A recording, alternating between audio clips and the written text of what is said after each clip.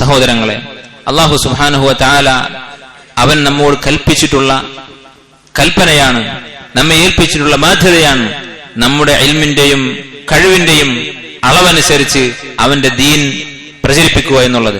അവന്റെ ദീൻ ആദ്യം സ്വന്തം പഠിച്ച് സ്വന്തം ജീവിതത്തിൽ പുലർത്തുകയും പിന്നീട് കഴിവിന്റെ പരമാവധി അത് പ്രചരിപ്പിക്കുകയും ചെയ്യുക എന്നുള്ളത്. ഇതിന് ഒരു സാഹചര്യവും നമുക്ക് തടസ്സമല്ല. ഏത് പ്രതികൂലമായ സാഹചര്യങ്ങളിലും അള്ളാഹുവിന്റെ ദീനിന് ഒരു ചെറിയ വാക്കുകൊണ്ടെങ്കിലും സഹായം ചെയ്യാൻ സാധിക്കുന്ന അവസരങ്ങൾ നമ്മൾ പാഴാക്കിക്കൂടാ. യൂസുഫ് അലൈഹിസ്സലാം ജയിലിൽ കിടന്ന സന്ദർഭം, അദ്ദേഹം വളരെയധികം പ്രതിസന്ധി അനുഭവിച്ചൊരു ഘട്ടമാണ്. ആരോപണമുണ്ടായി, സ്ത്രീകളുമായി ബന്ധപ്പെട്ട ഒരു വിഷയത്തിൽ ഒരു ആരോപണം ഉണ്ടായിട്ടാണ് അദ്ദേഹത്തിന് ജയിലിൽ പോകേണ്ടി വന്നത്. എത്രമാത്രം മനപ്രയാസം അദ്ദേഹം അനുഭവിച്ചിട്ടുണ്ടാകും. ആ പ്രതിസന്ധി ഘട്ടത്തിലും തന്റെ കൂടെ കിടന്ന തടവ് പുള്ളികളോട് അദ്ദേഹം പറഞ്ഞതെന്താണ്? യാ സാഹിബൈ സിജ്നി അർബാബുൻ മുതഫർരിഖൂന ഖൈറുൻ അമില്ലാഹുൽ വാഹിദുൽ ഖഹാർ.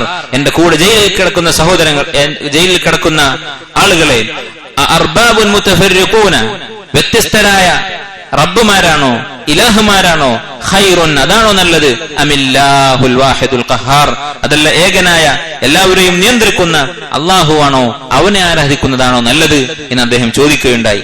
അതുപോലെ തന്നെ അള്ളാഹുവിന്റെ ദീനിലേക്ക് ക്ഷണിക്കുന്നതിന് അതിന് പ്രായമോ ഒരു കാലപരിധിയോ ഇല്ല. അള്ളാഹു തആല പറഞ്ഞതെന്താണ്? വഅബ്ദു റബ്ബക ഹത്താ യഅതിയകൽ യഖീൻ. മരണം വരെ നിന്റെ റബ്ബിനെ ഇബാദത്ത് ചെയ്തുകൊണ്ടിരിക്കുക. അതുപോലെ തന്നെ പലർക്കും അള്ളാഹുവിന്റെ ദീൻ പറഞ്ഞു കൊടുക്കാൻ, അത് പ്രചരിപ്പിക്കാൻ, ദീനിനെ കുറിച്ച് സംസാരിക്കാൻ ഒക്കെ തടസ്സമാകുന്ന ഒരു കാര്യമാണ് നമ്മുടെ പാപങ്ങൾ. ഞാൻ ഒരുപാട് തെറ്റ് ചെയ്യുന്നവനാണല്ലോ, അതുകൊണ്ട് ഞാൻ ഇങ്ങനെ ഒരു ഇൽമിന്റെ സദസ്സിൽ പോയിരിക്കുന്നത് എന്താണ് അർത്ഥം? ഞാൻ ആളുകൾ അതിലേക്ക് ക്ഷണിക്കുന്നതിന് എന്താണ് കാര്യമുള്ളത്? ഞാൻ ഇതിനൊന്നും പറ്റിയ ആളല്ലല്ലോ എന്ന് ചിന്തിക്കുന്ന ആളുകളുണ്ട്. അതും ശരിയല്ല. അള്ളാഹുവിന്റെ കൽപ്പനകളെല്ലാം നമ്മൾ അനുസരിക്കാൻ ബാധ്യസ്ഥരാണ്. അള്ളാഹു നമ്മോട് നമസ്കാരം നിലനിർത്താൻ പറഞ്ഞാൽ അത് നമ്മൾ നിലനിർത്തണം. അതുപോലെ അള്ളാഹു നമ്മോട് സത്യം പറയാൻ പറഞ്ഞിട്ടുണ്ടെങ്കിൽ നമ്മളത് പറഞ്ഞിരിക്കണം. അള്ളാഹു നമ്മോട് കണ്ണ് താഴ്ത്താൻ പറഞ്ഞിട്ടുണ്ടെങ്കിൽ താഴ്ത്തിയിരിക്കണം. അതിൽ ഒന്നിൽ വീഴ്ച വരുത്തി എന്നുള്ളത് മറ്റേതിൽ വീഴ്ച വരുത്താനുള്ള ന്യായമല്ല. അള്ളാഹു നമ്മോട് കൽപ്പിച്ചിട്ടുള്ള കൽപ്പനയാണ് അവന്റെ ദീനിന്റെ സഹായികളാവുക, അതിന് നുസ്രത്ത് പിന്തുണ നൽകുക എന്നുള്ള കാര്യം. സഹാബത്ത് ഇങ്ങനെയായിരുന്നു ഇത് മനസ്സിലാക്കിയത്. അബൂ മിഹ്ജൻ അസ്സഖഫി എന്ന് പറയുന്ന സഹാബി റളിയല്ലാഹു അൻഹു അർദാഹ്, അദ്ദേഹം സഅദ് ബിൻ അബി വഖാസ് റളിയല്ലാഹു അൻഹുവിന്റെ നേതൃത്വത്തിൽ നടന്ന ഖാദിസിയ യുദ്ധത്തിൽ പങ്കെടുത്തിരുന്നു. ഇദ്ദേഹം ചില തെറ്റുകൾ ചെയ്തിട്ടുണ്ട്, ജീവിതത്തിൽ മദ്യപിച്ചിട്ടുണ്ട്. അങ്ങനെ ആ മദ്യപാനത്തിന്റെ പേരിൽ ശിക്ഷ അനുഭവിച്ചിട്ടുണ്ട്. ഈ ഖാദിസിയ യുദ്ധത്തിന് പുറപ്പെട്ട ആ യാത്രക്കിടയിലും അദ്ദേഹം മദ്യപിച്ചു. അങ്ങനെ സഅദ് ബിൻ അബി വഖാസ് റളിയല്ലാഹു അൻഹു അബൂ മിഹ്ജനെ ശിക്ഷിച്ച് അദ്ദേഹത്തെ കെട്ടിയിട്ടു തന്റെ വീട്ടിൽ. എന്നിട്ട് യുദ്ധത്തിന് പുറപ്പെട്ടു. യുദ്ധം തുടങ്ങി. മുസ്ലിമീങ്ങളും മുശ്രിക്കീങ്ങളും തമ്മിൽ, പേർഷ്യക്കാരും തമ്മിൽ കടുത്ത യുദ്ധമുണ്ടായി. നിരവധി പേർ കൊല്ലപ്പെട്ടു. ആ സമയത്ത് അദ്ദേഹം വളരെ വിഷമത്തോടെ സഅദ് ബിൻ അബി വഖാസ് റളിയല്ലാഹു അൻഹുവിന്റെ ഭാര്യയെ വിളിച്ച് വിഷമം പറഞ്ഞു. അങ്ങനെ അവർ അദ്ദേഹത്തെ തുറന്നുവിടുകയും അദ്ദേഹം ആ യുദ്ധത്തിൽ പങ്കെടുത്ത് വളരെ ശക്തമായി പോരാടുകയും ചെയ്തു എന്ന് ചരിത്രത്തിൽ കാണാം. അപ്പൊ താൻ മദ്യപിച്ചവനാണ്, ഈ ശിക്ഷ അനുഭവിച്ചുകൊണ്ടിരിക്കുകയാണ് എന്നുള്ളത് ജിഹാദിൽ പങ്കെടുക്കാൻ അദ്ദേഹത്തിന് തടസ്സമായില്ല. അദ്ദേഹം സഅദ് ബിൻ അബി വഖാസ് മടങ്ങുന്നതിന് മുമ്പായി തിരിച്ചു വന്ന് തന്റെ ആ ബന്ധിച്ച സ്ഥലത്ത് തന്നെ കയറിയിരുന്നു എന്നാണ് ചരിത്ര ഗ്രന്ഥങ്ങൾ കാണുന്നത്. അതുപോലെ തന്നെ കഅബ് ബിൻ മാലിക് റളിയല്ലാഹു അൻഹുവിന്റെ ഹദീസ് ഇമാം മുസ്ലിം ഉദ്ധരിച്ചിട്ടുള്ള ഹദീസ് നമുക്കറിയാവുന്നതാണ്. അദ്ദേഹം യുദ്ധത്തിൽ നിന്ന് പിന്മാറിയതിന്റെ പേരിൽ നബി സല്ലല്ലാഹു അലൈഹി വസല്ലം ഹജ്ർ ചെയ്തു, ഉപരോധത്തിലാക്കി. ആരും അദ്ദേഹത്തോട് സംസാരിക്കാത്ത അവസ്ഥയുണ്ടായി. ആ ശിക്ഷ അനുഭവിച്ചുകൊണ്ടിരിക്കുന്നതിനിടയിൽ നസ്രാണിയായ ഗസ്സാൻ എന്ന് പറയുന്ന രാജ്യത്തെ ഭരണാധികാരി അദ്ദേഹത്തിന് ഒരു കത്തെഴുതി, നീ ഇങ്ങനെ കഷ്ടപ്പെടേണ്ടവനല്ല, ഞങ്ങളുടെ നാട്ടിലേക്ക് വന്നാൽ അഭിമാനത്തോടെ ജീവിക്കാം. നസ്രാണിയാകാനൊന്നും പറഞ്ഞിട്ടില്ല. അവിടെ ഇങ്ങനെ കഷ്ടപ്പെട്ട് ആളുകൾ മിണ്ടുന്നില്ല, ഇടപാടുകൾ നടക്കുന്നില്ല, അങ്ങനെ ദില്ലത്ത് അനുഭവിക്കേണ്ടവനല്ല താങ്കൾ എന്ന് പറഞ്ഞു. അപ്പോഴും ഈ ദീനിനോടുള്ള അദ്ദേഹത്തിന്റെ കൂറ്, അദ്ദേഹത്തിന്റെ ഗൈറത്ത് എന്താണ്? ആ കത്ത് അദ്ദേഹം വലിച്ചു കീറി അടുപ്പിൽ കൊണ്ടുപോയിട്ടു.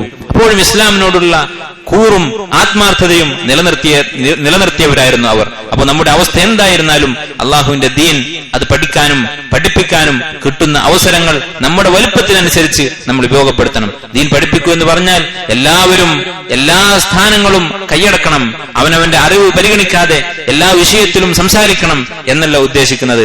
നേരെ മറിച്ച് അവനവന്റെ അറിവിനും കഴിവിനും അനുസരിച്ച് ഈ ദീൻ പ്രചരിപ്പിക്കാൻ നമ്മൾ ശ്രമിക്കുക തന്നെ വേണം. അത് നമുക്ക് ഈമാൻ ഉണ്ടോ ഇല്ലയോ എന്നുള്ളതിന്റെ അളവുകോലാണ്. ഇങ്ങനെയുള്ള യാതൊരു പ്രവർത്തനങ്ങളിലും നമുക്ക് പങ്കില്ലെങ്കിൽ, ദീൻ പഠിക്കാനോ പഠിപ്പിക്കാനോ തീരെ താല്പര്യം നമുക്കില്ലെങ്കിൽ, അത് കാണിക്കുന്നത് നമ്മുടെ ഈമാനിലുള്ള ആത്മാർത്ഥതയുടെ പ്രശ്നമാണ്, നമ്മുടെ സിദ്ഖിന്റെ കുറവാണ്. സഹോദരങ്ങളെ, നബി സല്ലല്ലാഹു അലൈഹി വസല്ലം പറഞ്ഞിട്ടുള്ള ഒരു സന്തോഷവാർത്ത നമുക്കറിയാവുന്നതാണ്. ലാ തസാലു ത്വായിഫത്തുൻ മിൻ ഉമ്മത്തി ളാഹിരീന അൽ ഹഖ്. ഖിയാമത്ത് നാൾ വരെ ഈ ഉമ്മത്തിൽ ഒരു കക്ഷി എന്തെല്ലാം പ്രതിസന്ധികൾ ഉണ്ടായാലും ഹക്കിൽ ഉറച്ചു നിന്ന് അള്ളാഹുവിന്റെ സഹായം അത് സ്വീകരിച്ചുകൊണ്ടിരിക്കും, അള്ളാഹുവിന്റെ സഹായം കൊണ്ട് അവർ നിലനിൽക്കും എന്ന് ഹദീസിൽ വന്നിട്ടുണ്ട്. ഈ ഹദീസ് വിശദീകരിച്ചുകൊണ്ട് ഇമാം നവവി റഹിമഹുല്ലാഹ് പറഞ്ഞ മനോഹരമായ ഒരു വാക്കുണ്ട്. ആരാണ് ഈ ത്വായിഫത്തുൻ മൻസൂറ? അള്ളാഹുവിന്റെ സഹായം കിട്ടുന്ന ഈ കക്ഷി ആരാണ്? അവന്റെ ദീനിന് വേണ്ടി നിലകൊള്ളുന്ന ഈ കൂട്ടരാരാണ്? അത് ഏതെങ്കിലും ഒരു പ്രത്യേക വിഭാഗത്തിന് മാത്രം സംവരണം ചെയ്തതാണോ? നവവി റഹിമഹുല്ലാഹ് പറയുന്നു, വയുഹ്തമലു അന്ന ഹാദിഹി ത്വായിഫത മുഫറഖത്തുൻ ബൈന അൻവാഇൽ മുഅ്മിനീൻ. മുഅ്മിനീങ്ങൾക്കിടയിൽ വിതരണം ചെയ്യപ്പെട്ടിരിക്കുകയാണ് ഈ ത്വായിഫത്ത്. മിൻഹും ശുജആനുൻ മുഖാതിലൂൻ, അവരിൽ ധീരന്മാരായ യോദ്ധാക്കൾ ഉണ്ടാകും. വമിൻഹും ഫുഖഹാഉ വമിൻഹും മുഹദ്ദിസൂൻ, അവരുടെ കൂട്ടത്തിൽ ഫുഖഹാക്കൾ ഉണ്ടാകും, ദീനിന്റെ ഹലാൽ ഹറാം പഠിപ്പിക്കുന്നവരുണ്ടാകും. മുഹദ്ദിസൂൻ, ഹദീസ് പഠിപ്പിക്കുന്ന പണ്ഡിതന്മാരുണ്ടാകും. വമിൻഹും സുഹാദുൻ വആമിറൂന ബിൽ മഅറൂഫി വനാഹൂന അനിൽ മുൻകർ, അവരുടെ കൂട്ടത്തിൽ സാഹിദീങ്ങളായ ആളുകൾ ഉണ്ടാകും. ഭൗതിക വിരക്തിയോടുകൂടി ഇബാദത്തുകളിൽ മുഴുകി ജീവിക്കുന്ന ആളുകൾ ഉണ്ടാകും. നന്മ കൽപ്പിക്കുകയും തിന്മ വിരോധിക്കുകയും ചെയ്യുന്ന ആളുകൾ ഉണ്ടാകും. നന്മ കൽപ്പിക്കുക എന്ന് പറഞ്ഞാൽ വലിയ ഫുഖഹാക്കളല്ല, മുഹദ്ദിസീങ്ങളല്ല, പക്ഷെ ദീനിനോട് ആവേശമുണ്ട്, അല്പം എന്തെങ്കിലും പഠിച്ചിട്ടുണ്ട്. അതുകൊണ്ട് ആളുകൾക്കിടയിൽ നടന്ന് പറയുന്നവർക്കാണ് ആമിറൂന ബിൽ മഅറൂഫി വന്നാഹൂന അനിൽ മുൻകർ എന്ന് പറയുന്നത്. അങ്ങനെ ചെയ്യുന്നവരുണ്ടായിരിക്കും. വമിൻഹും അഹ്ലു അൻവാഇൻ ഉഖ്റ, അവരിൽ മറ്റ് പല ആളുകളും ഉണ്ടാകും. കച്ചവടക്കാരുണ്ടായിരിക്കും, തങ്ങളുടെ സമ്പത്ത് കൊണ്ട് ദീനിനെ സഹായിക്കുന്ന ആളുകൾ. അതുപോലെ സ്ത്രീകളുണ്ടായിരിക്കും, തങ്ങളുടെ മക്കളെ ഈ ദീനിനു വേണ്ടി വളർത്തിക്കൊണ്ടുവരുന്നവരുണ്ടായിരിക്കും. അതുപോലെ എല്ലാ മേഖലയിലുള്ള ആളുകളും ഉണ്ടായിരിക്കും. വലാ യൽസമു അൻ യകൂന മുജ്തമിഈൻ, ഇവരെല്ലാവരും കൂടി ഒരേ കെട്ടിടത്തിന് ഒരേ ചുവരുകൾക്ക് കീഴിൽ ഇരിക്കുന്നവരായിക്കൊള്ളണം എന്നില്ല. നേരെ മറിച്ച് ബൽ ഖദ് യകൂനു മുതഫർരിഖീന ഫീ അഖ്താരിൽ അർള്, ഭൂമിയുടെ നാനാഭാഗത്ത് പരന്നു കിടക്കുന്നവരായിരിക്കും. ഒരാൾ ഒരു രാജ്യത്താണെങ്കിൽ അടുത്തയാൾ മറ്റൊരു രാജ്യത്തായിരിക്കും. ഇങ്ങനെ ഇവരെല്ലാവരും ഉൾക്കൊള്ളുന്നവരാണ്, ഇവരെല്ലാവരും ഉൾക്കൊള്ളുന്ന സംഘമാണ് അത്വായിഫത്തുൽ മൻസൂറ, അള്ളാഹുവിന്റെ സഹായം ലഭിക്കുന്ന വിജയിക്കുന്ന കക്ഷി എന്നാണ് നവവി റഹിമഹുല്ലാഹ് സ്വഹീഹ് മുസ്ലിമിന്റെ ഷറഹിൽ പറയുന്നത്. സഹോദരന്മാരെ, ഈ കക്ഷിയിൽ ഉൾപ്പെടാൻ, അള്ളാഹുവിന്റെ സഹായം കിട്ടുന്ന ഖിയാമത്ത് നാൾ വരെ ഹക്കിൽ തലയുയർത്തി നിൽക്കുന്ന ഈ വിഭാഗത്തിൽ ഉൾപ്പെടാൻ, ഈ ഭാഗ്യം നേടാൻ നമ്മൾ പരിശ്രമിക്കുക. ചില പണ്ഡിതന്മാർ പറഞ്ഞതുപോലെ റഹിമല്ലാഹു റഅൻ നസറൽ ഇസ്ലാമ വലൗ ബിശത്രി കലിമ, ഒരു വാക്കിന്റെ പകുതി കൊണ്ടെങ്കിലും ഇസ്ലാമിനെ സഹായിച്ചവർക്ക് അള്ളാഹു റഹ്മത്ത് ചെയ്യട്ടെ.